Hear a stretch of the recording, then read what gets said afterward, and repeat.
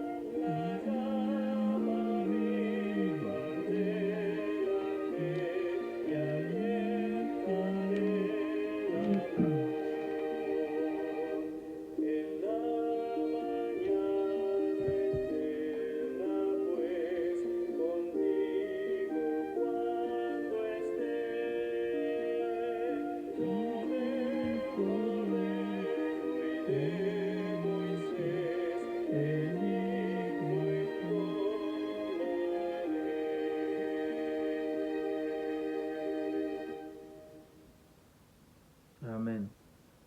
Vamos a tener una oración para poder comenzar con el repaso de la lección.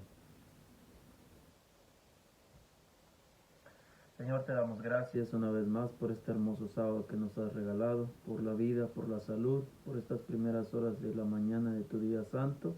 Te pedimos, Señor, que en este día pueda cumplirse tu propósito en nuestras vidas y que podamos sentirnos que estamos delante de tu presencia.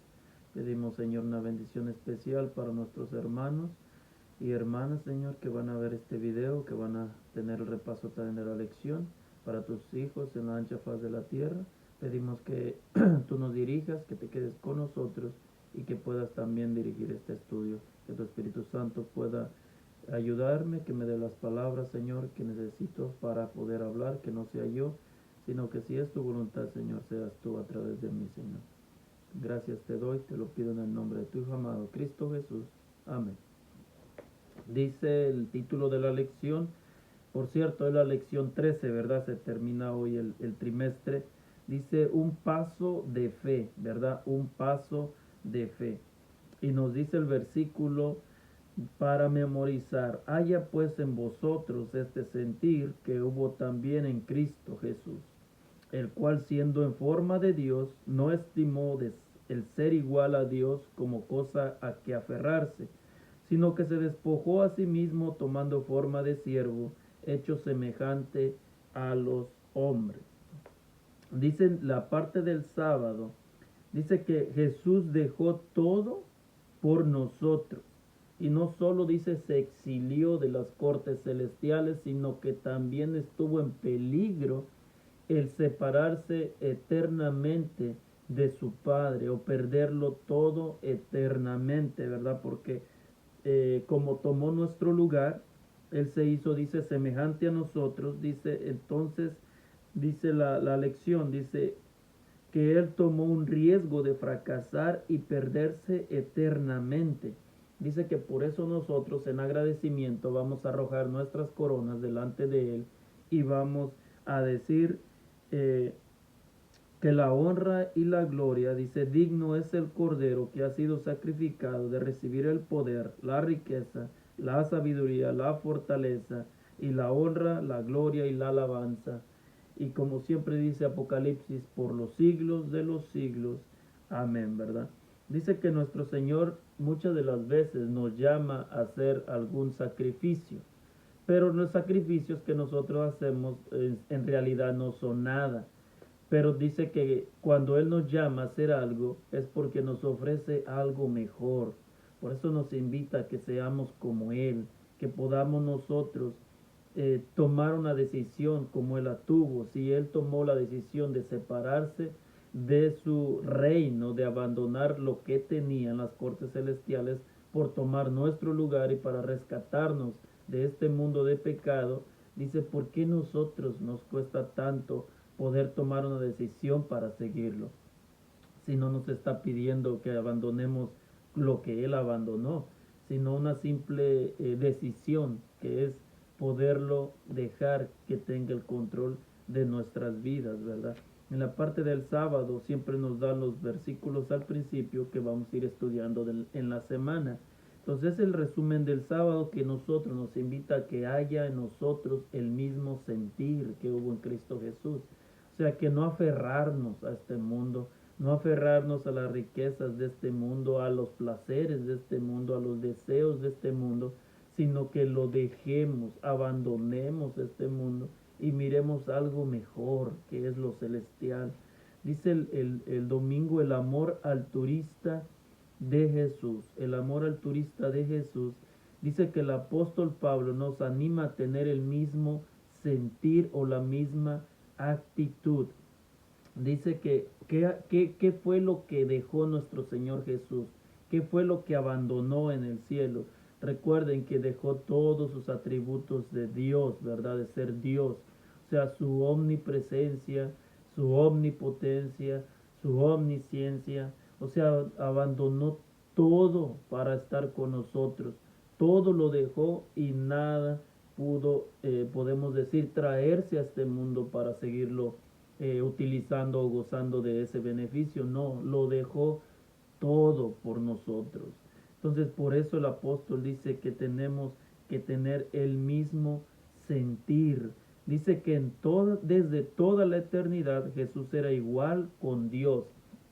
Cuando dice que el versículo dice, y no se aferró a ser igual que Dios, aunque era como Él, o sea, significa, dice que tenían el mismo nivel, ¿verdad? El mismo nivel, era Dios, que la sierva del Señor también afirma, dice, en Cristo hay el mismo poder o la misma vida o la sustancia, dice, y no depende de nadie, o sea, es individual. Entonces, lo que nos ayuda a entender a nosotros es de que si Él tuvo, por así decirlo, el deseo o la decisión de poderlo abandonarlo todo por nosotros, Él podemos decirlo de esta manera para poderlo entender mejor en nuestros términos humanos, ¿verdad?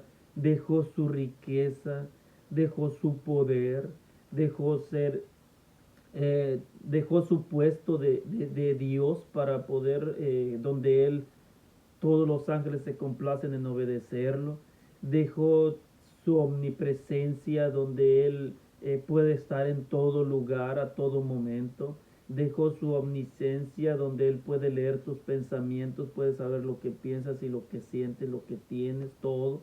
O sea, lo dejó todo para venir a rescatarnos a nosotros. Y siempre la pregunta es, ¿qué hemos dejado nosotros para seguirlo? ¿Qué hemos dejado nosotros para seguirlo? Dice entonces que en Cristo hay vida original no prestada o derivada de otro. Dice en la lección, como siervo reveló la ley del amor del cielo y al universo entero. Y finalmente realizó el acto de amor supremo en la cruz. Él dio su vida para salvar la nuestra eternamente. Dice, la esencia del pensamiento de Jesús era el amor abnegado. O sea, la esencia de sus pensamientos era un amor abnegado. Un amor abnegado, no condicionado. Un amor abnegado significa que a pesar de que muchos de nosotros o muchas de las personas no creerán en su nombre, a pesar de que muchos ni siquiera les interesará lo que Él hizo en la cruz, a pesar de eso, Él dio su vida por nosotros. Por eso dice que es un amor abnegado, o sea, un amor que no tiene condiciones. Él no dijo, bueno, yo voy a dar mi vida si el mundo me acepta. No, Él no dijo eso, Él no puso condiciones, Él solamente se ofreció con un amor infinito, un amor abnegado, un amor que nos tiene, que nos tuvo y que nos tiene y nos tendrá a todos aquellos que podamos, eh, podemos decir, eh, responder a ese amor tan abnegado que Él tuvo por nosotros, ¿verdad? Dice entonces, permitir que Jesús, a través de su Espíritu Santo, nos vacíe de la ambición egoísta, nos costará. Le costó todo a Jesús, pero en las Escrituras dice de Jesús, por lo cual Dios también lo exaltó hasta lo sumo y le dio un nombre que es sobre todo nombre. O sea, para poder tener un amor abnegado como lo tuvo Jesús, dice que es necesario que Jesús a través del Espíritu Santo, dice, nos vacíe de la ambición, o sea, nos quite todos los pensamientos del mundo, nos quite todos los pensamientos que nosotros tenemos acerca de hacer riqueza, de hacer tesoros, de tenerlo todo, de ser el número uno, o sea, todas las ambiciones que no están en estrecha comunión con el cielo, dice que es necesario que Jesús nos las quite. El Espíritu Santo trabaja en nuestros corazones para que sean removidas y podamos trabajar, por así decirlo, como Jesús trabajó. Dice que el llamado a comprometerse es el llamado que hicieron Pedro y su hermano Andrés y Santiago y su hermano Juan, también más adelante, pero también Mateo. O sea, muchas de las veces nos hemos preguntado o tal vez se han preguntado o tal vez como leemos la Biblia por encima, tal vez ustedes dijeron, nunca habían visto a Jesús y cómo fue que lo siguieron, ¿verdad? Pedro y su hermano Andrés cuando él pasó dice que iba caminando por la orilla del mar de Galilea, dice, y entonces los ve, dice, los ve y les dice, venid en pos de mí y os haré de vosotros pescadores de hombres. Dice, y al instante dejaron sus redes y lo siguieron. Muchas veces de nosotros decimos, oye, si nunca lo habían visto, nunca lo habían conocido, ¿cómo fue que lo siguieron? ¿Cómo fue que se arriesgaron a dejarlo todo por Jesús? ¿Cómo fue que ellos eh, al ver una persona desconocida, ¿por qué no creyeron? Oh, este hombre está loco, este hombre está loco, ¿por qué habla esas cosas? ¿Cómo me dice que me va a hacer pescadores de hombres? O sea, ni lo conozco, ni sé de él. Pero se olvidan de algo tan importante. Igual como Mateo, ¿verdad? Que era Leví también, su nombre era Leví, o sea, recaudador de impuestos. Cuando pasa Jesús enfrente de él, le dice, sígueme. Dice que Leví al instante dejó lo que estaba haciendo y lo siguió. O sea, al instante significa en ese mismo momento. No significa que le dijo, espérame, voy a arreglar mis problemas. Espérame, primero dejo las cosas que me gusta hacer y luego te sigo. No, dice que al instante dejó lo que estaba haciendo. Leví dice que era un recaudador de impuestos y ellos, como ustedes sabrán, es como por así decirlo los policías o los tránsitos o los que andan en las calles, ¿verdad? Ya sea y más en México se ve, ¿verdad? Más en México, que andan en las calles y estos recaudadores de impuestos también les gustaba recibir mordida, o sea, soborno, sobornaban para que pudieran ellos tener también ganancias, sobornaban a las personas, cobraban muchas veces de más tributo para quedárselo ellos, o sea, eran corruptos, pero también en su puesto podían alcanzar riqueza, o sea, se podían hacer ricos, ¿verdad? Es como los políticos hoy en día, que a través de las palabrerío que le dicen a la gente y los hacen creer y todo, cuando están en sus puestos que alcanzaron a lograr, se olvidan de las personas y por así decir, los explotan y de ellos sacan beneficios, o sea, se vuelven ricos, se vuelven millonarios.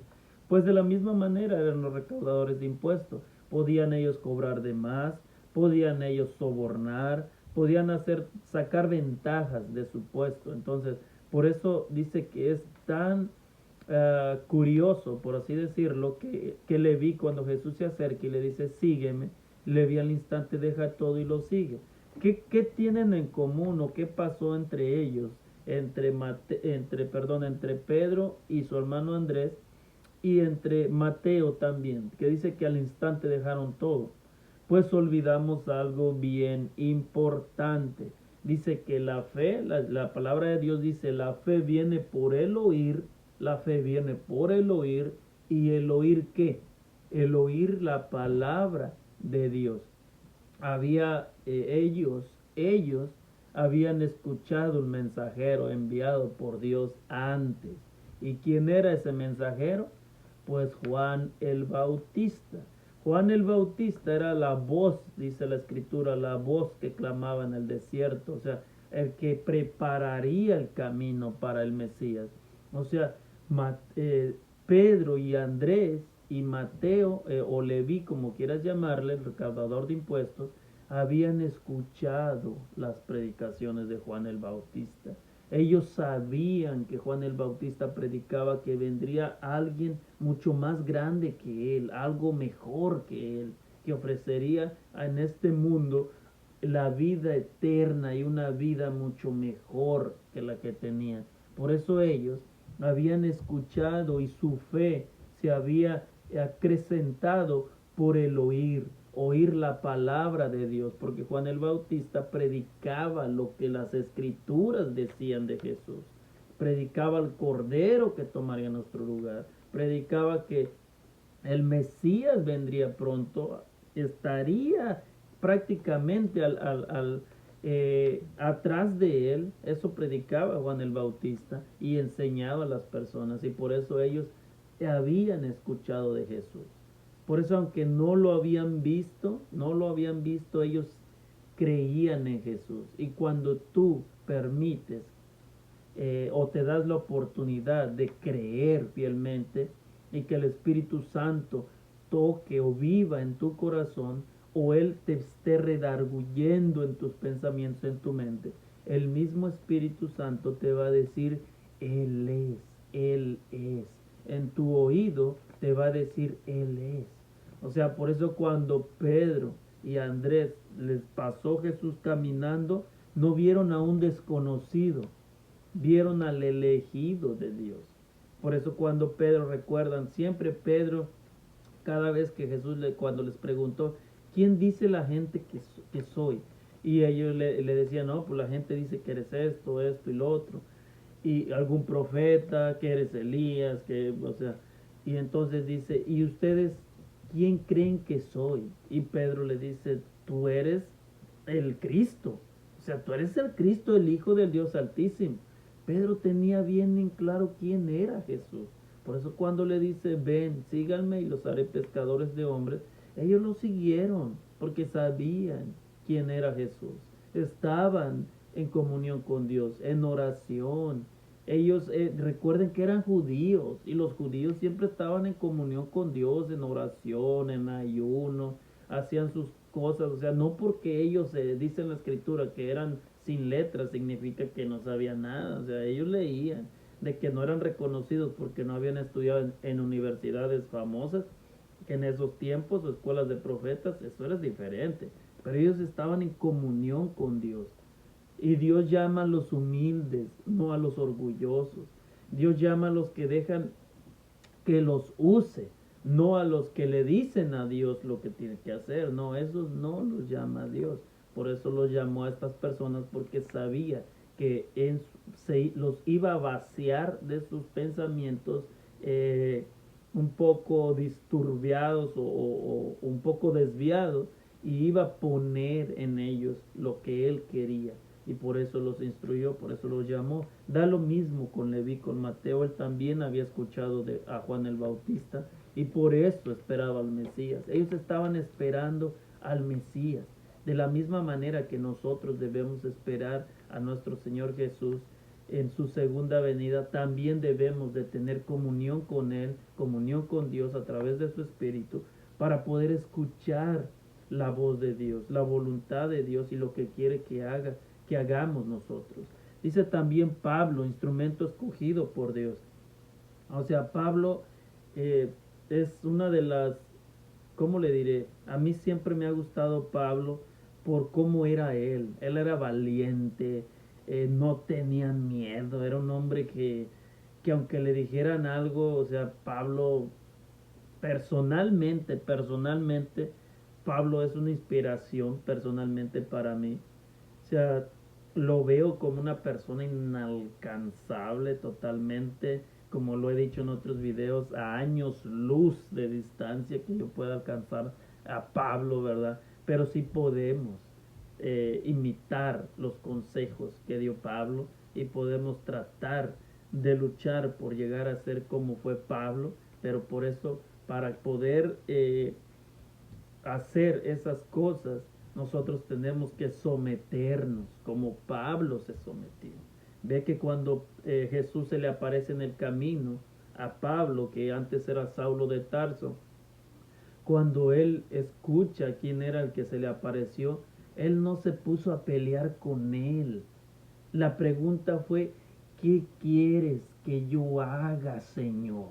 O sea, esa era la pregunta, esa fue la pregunta. Pablo perseguía a Jesús, según él, y a los seguidores de Jesús. Pero ¿por qué cuando Jesús se le aparece ya ahora como en su gloria, por así decirlo, o una miniatura de su gloria que lo cegó con el resplandor? Y cuando le dijo, yo soy Jesús a quien tú persigues, ¿por qué Pablo no se puso a discutir con él? ¿O por qué Pablo no quiso sacar su espada o algo y querer tirar? ¿Por qué no? Porque Pablo se dio cuenta de quién era realmente Jesús y no le quedó de otra, como decimos, que humillarse ante él. Y en esa humillación él pregunta, ¿qué quieres que yo haga, Señor? O en otras palabras podemos decir, le dice, ¿qué ordena mi Señor que yo haga? O sea, lo reconoce como el soberano.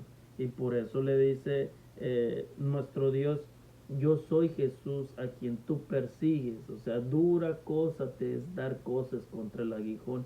Y le da las instrucciones. Después, como nosotros sabemos, le, le, le llama a Ananías para que vaya a sanarlo, pero hay un dato bien interesante que quiero estudiarles de la lección de la parte del martes. Dice, a menudo Jesús elige a los candidatos más improbables para dar testimonio de su nombre. Dice, piensen los endemoniados. Imagínense, los endemoniados se convirtieron en unos evangelistas. La mujer samaritana, otra evangelista. Una prostituta, que era María Magdalena, otra evangelista.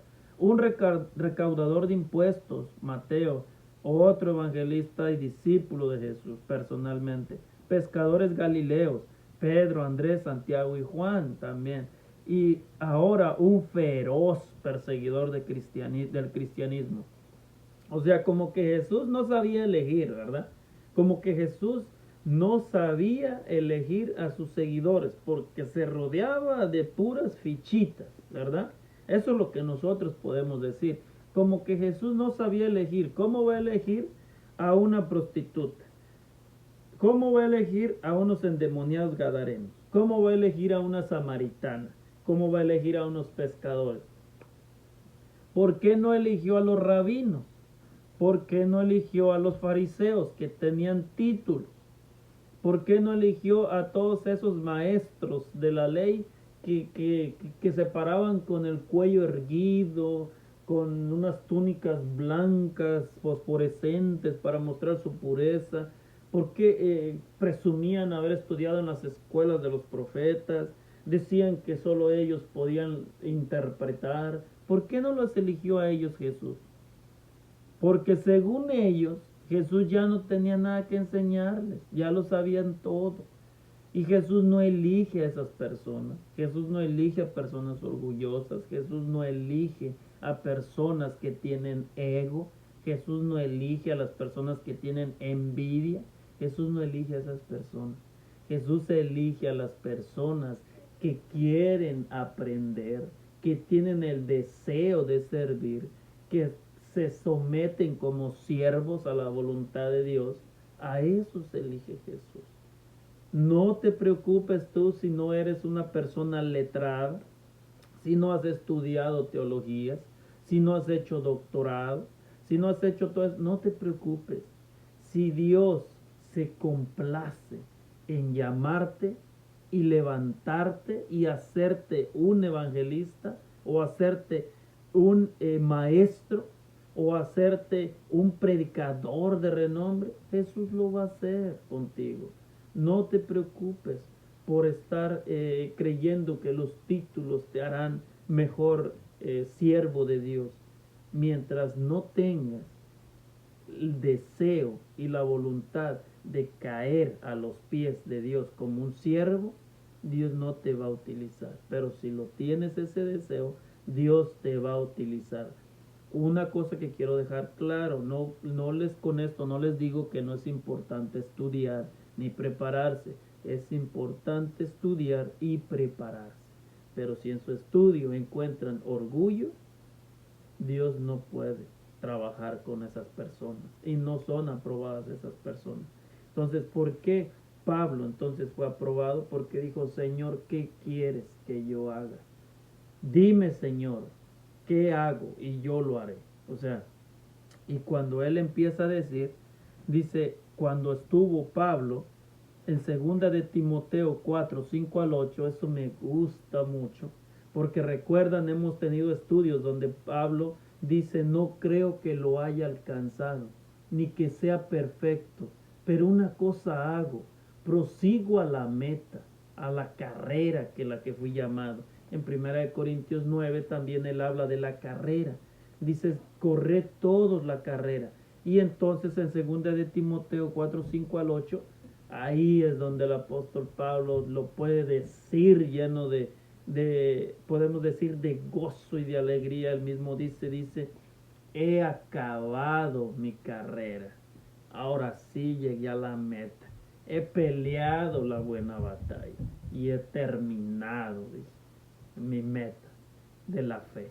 O sea, el decirlo eso en vida, yo creo que ha de haber sido un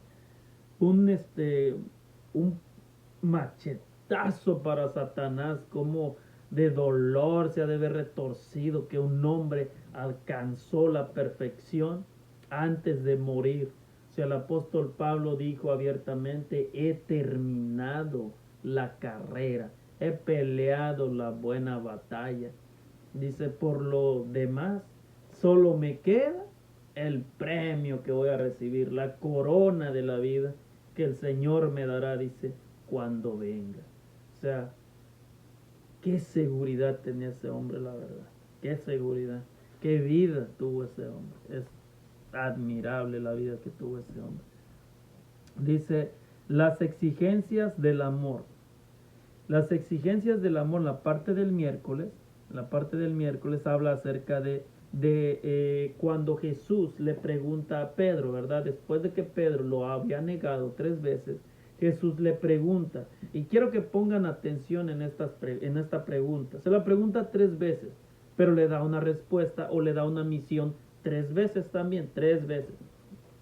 Y le dice, Pedro, ¿me amas? Y él le dice, sí, Señor, sabes que te amo. Dice, nuevamente le pregunta, Pedro, ¿me amas? Y le dice, sí, Señor, tú sabes que te amo. O sea, y le vuelve a preguntar y dice que Pedro se sintió tan triste por haberlo negado. Entonces dice, ¿me ama? Y él le dice, Señor, tú lo sabes. O sea, tú sabes que en mi corazón yo te amo. Te amo. O sea, estoy arrepentido por lo que hice. Es lo que Jesús sabía de Pedro, en su corazón y en su mente. Y por eso le dice, apacienta mis ovejas. Quiero que escuchen esa frase. Apacienta mis ovejas o apacienta mis corderos. ¿Son nuestras ovejas? ¿Somos ovejas de los dirigentes? ¿Somos ovejas de los presidentes de zona o de asociaciones? ¿Somos ovejas de conferencias? ¿Somos ovejas de algún redil terrenal? No. Señor Jesús dice claramente, mis ovejas. Y nos dice a nosotros, o les dice a los líderes, o a cualquiera que esté por encima o a cargo de iglesia, les dice, no son tus ovejas, son mis ovejas. Por eso a Pedro le dice, apacienta mis ovejas, no son tuyas. Así es que ten cuidado de apacentar bien mis ovejas. Bien, darles pasto, como decía el apóstol Pablo, darles su alimento a tiempo, cuando le dijo a Timoteo, insta a tiempo, a desatiempo, en todo momento, no desmayes en predicar. O sea, también a los discípulos, a los apóstoles, Jesús les dice, son mis ovejas. Y ustedes siempre van a ver, cuando los apóstoles hablan acerca de los cristianos, siempre elevan su mente a nuestro Señor Jesús, no a la persona, siempre al Señor Jesús, porque ellos reconocían o reconocieron que solamente eran mayordomos de las cosas que Jesús había depositado en sus manos. No eran dueños, mayordomos, pero hoy en día muchas veces se creen los dueños de las ovejas. Y es por eso que en Ezequiel, me parece, el capítulo 37 habla acerca de esas personas que se creen dueños de las ovejas. O sea, pero Jesús dice, yo soy el dueño, yo soy el buen pastor. Las ovejas escuchan mi voz y solo la mía conocen. O sea, Jesús es el dueño de las ovejas. Por eso a Pedro le dice, apacienta mis ovejas. O sea, se las encargó.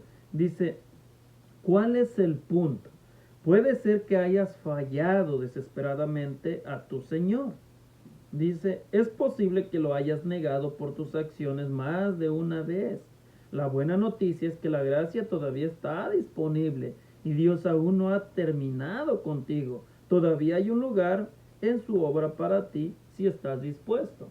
O sea, la lección dice que tal vez nosotros hemos fallado o hemos negado a nuestro Señor igual que Pedro, o nos da vergüenza hablar de Dios delante de las personas. Pero te dice, no te preocupes, Dios te puede perdonar. Dios puede perdonarte, pero puede cambiarte. Déjalo que te cambie, déjalo que te ayude, déjalo que Él transforme tu vida para que ya no hagas lo que Pedro hizo antes de su conversión total.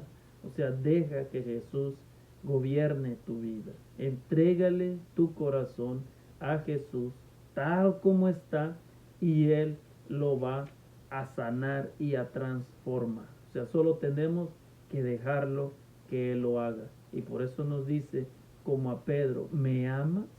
Si nosotros decimos, sí, Señor, tú sabes que te amo, nos va a decir, apacienta mis ovejas, ¿verdad? Dice el compromiso del amor. ¿Cuál es el compromiso del amor? Una vez en un estudio bíblico que estamos dando, el hermano preguntó, ¿verdad? Dice, si Dios sabe que me voy a perder o a salvar, dice, ¿qué necesidad hay de que yo me entregue a Él? Yo le dije, en ese momento se me vino a la mente, ¿verdad? En ese momento se me vino a la mente. Y yo lo que le dije, yo no estoy diciendo que estuvo correcto o que no está correcto. Yo lo creo, ¿verdad? Yo lo creo fielmente.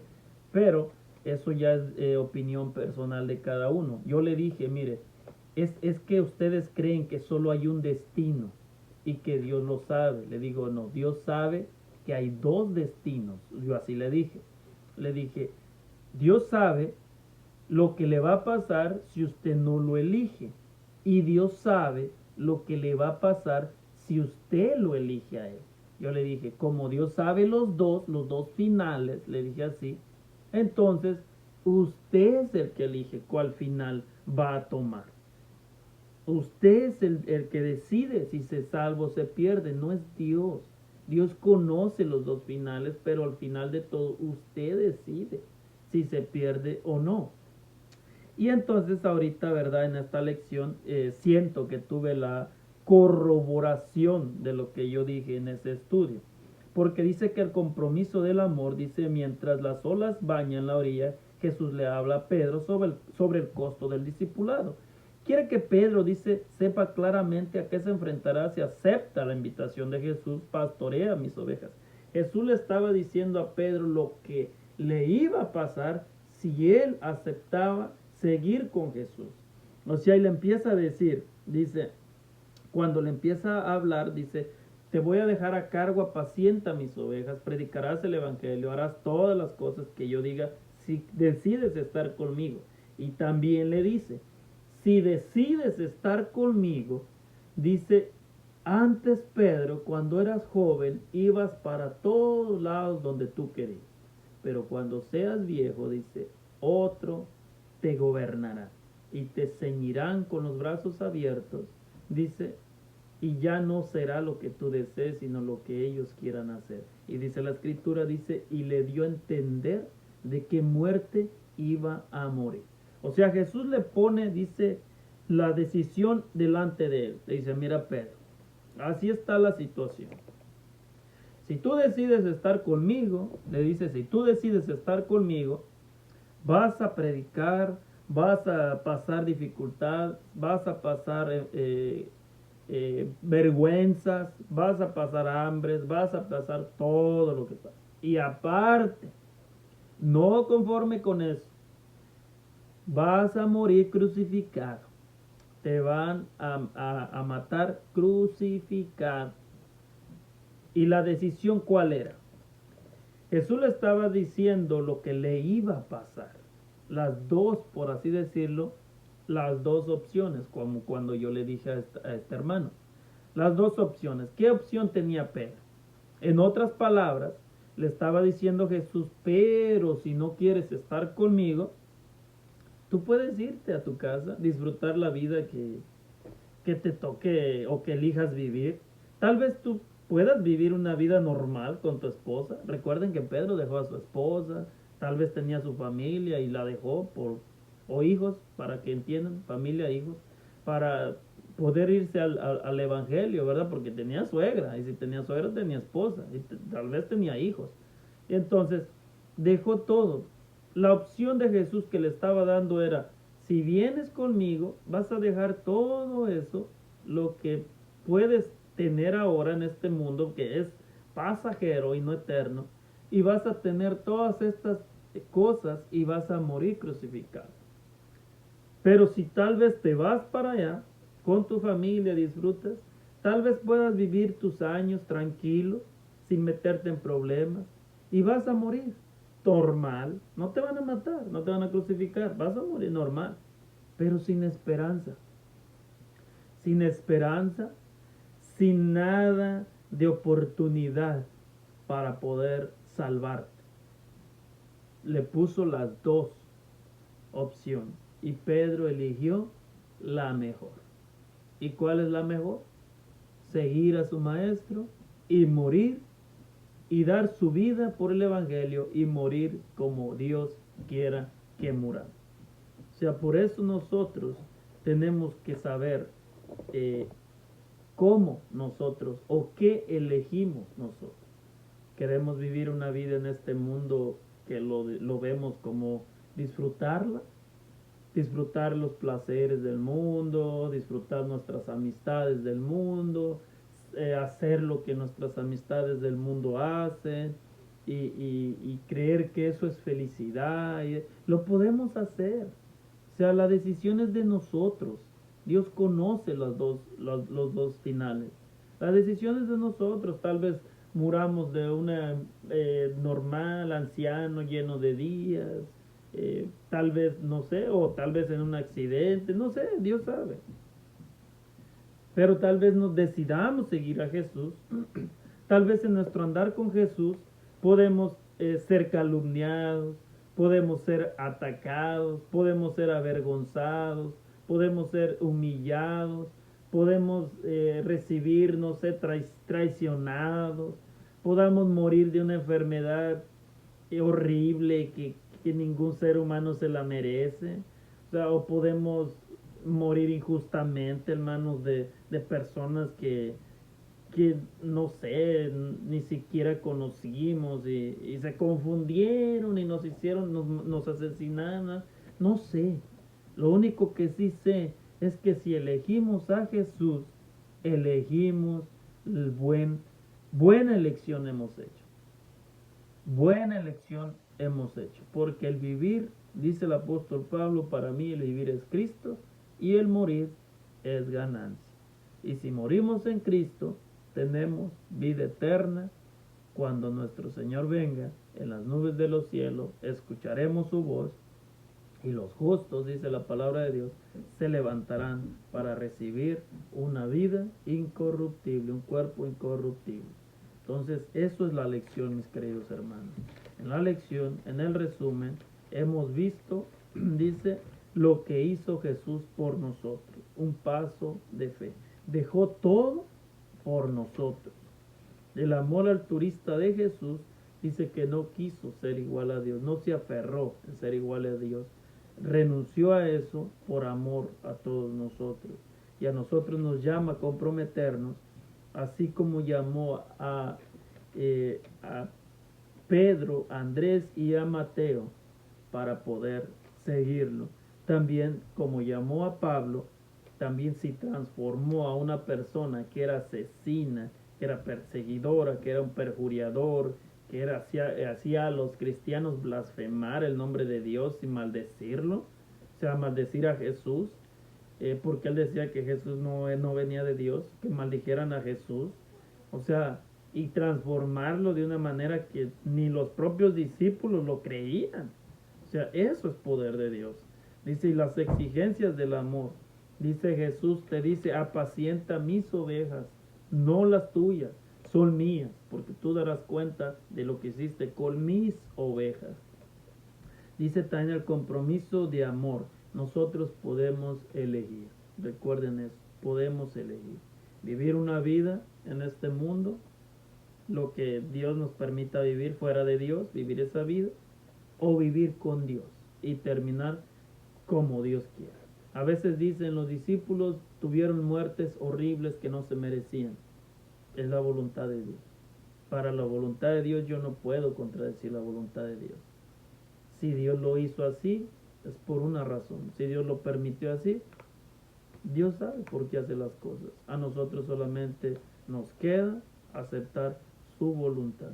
Que el Señor los bendiga. Feliz sábado. Que esta lección nos haya ayudado o nos ayude a entender un poco más lo que Dios quiere para nosotros y lo que Dios tiene para cada uno de nosotros.